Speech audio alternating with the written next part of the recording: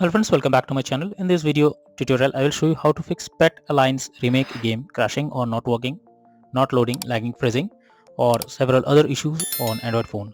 The very first method is to restart your phone once. For that, press the volume up plus power button and then select restart.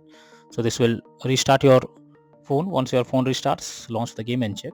If not, you should check if the game needs any kind of update. For that, go to Google Play Store. In the search option here, you have to search for Pet Alliance Remake game, and after that here you have to check if the game have any kind of update. If yes, update your game to the latest version and then try to launch the game. If the issue continues, you should check your internet connection is stable or not. If there is any fluctuations on internet connection, make sure you have a stable connection. For that, you can move to Wi-Fi if you are using mobile data, or do vice versa and then check if the problem is fixed.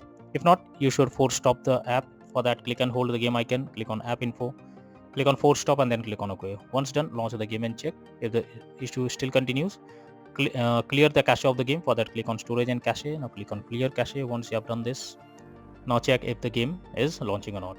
If the issue still continues, you can try a VPN app so that you can launch the game easily. For that, go to Google Play Store. In the search option, search for VPN and you will get lots of VPN apps.